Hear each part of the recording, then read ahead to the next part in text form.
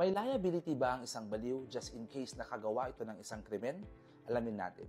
Ayon sa Article 12 ng Revised Penal Code, exempted sa criminal liability ang isang baliw maliban na lamang kung ginawa niya ang krimen during his lucid interval. Ang lucid interval ay ang brief period kung saan nanunumbalik sa katinuan ang isang baliw. Ngayon halimbawa may isang baliw na nakapatay. Magiging liable siya kung ginawa niya ito during his lucid interval. Pwede naman siyang ma-exempt sa criminal liability kapag ginawa niya yung act ng pagpatay during the period on which hindi siya sa kanyang lucid interval. Pero hindi ganun kadali ito. Ito kasi yan. Sa isang criminal case, ang prosecution ang may burden of proof na patunayan ng guilt beyond reasonable doubt ng isang akusado. Ngayon, kung gagamitin ng isang accused ang insanity as a valid excuse para mawalan siya ng criminal liability, yung burden of proof ngayon ay mas-shift sa kanya.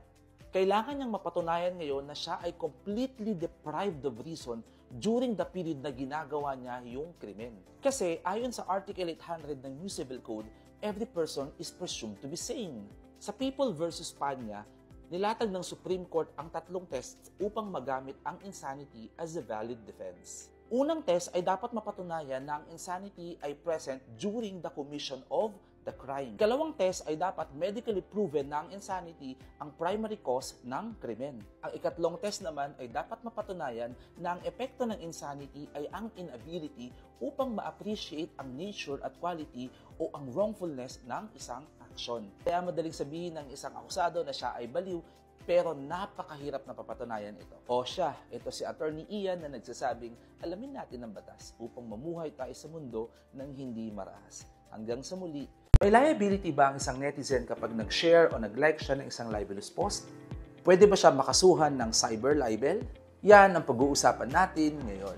Ang cyber libel ay isang malicious imputation directed to a person sa pamamagitan ng paggamit ng computer system or any other similar means. Parehas ito sa krimeng libel na nakapaloob sa Revised Penal Code maliban na lamang sa mas mataas ang penalty na ini-impose dito. Sa kasong tulad nito, ang author ng isang libelous post ay maaaring managot, pero paano naman kung nag-share o nag-like ka lang? Maaari ka bang managot dito sa batas na to? Ayon sa Supreme Court, ang sharing or liking ng isang libelous post ay hindi isang krimen sa dalawang kadahilanan. Unang dahilan ay dahil walang batas na nagpaparusa dito. Ang ikalawa naman ay dahil ang author o ang editor lamang ang maaaring maparusahan sa libel kung saan naman nahango ang kasong cyber libel. Kaya naman maliwanag na ang nag-share o nag-like ng isang libelous post ay hindi magpo-fall bilang author o editor ng isang libelous post. Bagkus ay nagre-react lamang sila o nagpapahayag ng agreement sa isang libelous post. Ganun pa man ay dapat maging maingat pa rin tayo sa ating mga nilalike o sinishare sa internet. At isaisip natin palagi that we need to think before we click. O siya, ito si Attorney Ian na nagsasabing alamin natin ang batas at mamuhay tayo sa mundo ng hindi marahas. Hanggang sa muli. May magiging liability ba ang isang mekaniko na binayaran mo at tumanggap ng kabayaran dahil akala mo mayroon siyang kinumpuni sa sasakyan mo, pero ang totoo wala naman?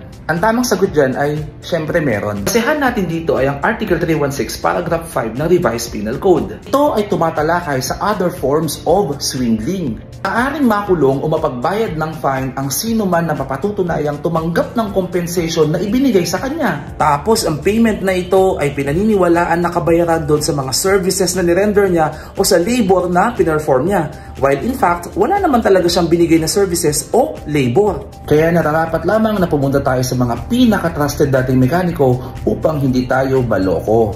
At ito si Attorney Ian na nagsasabi sa inyo na alamin natin ang batas at mamuhay tayo sa mundo ng hindi marahas. Hanggang sa muli.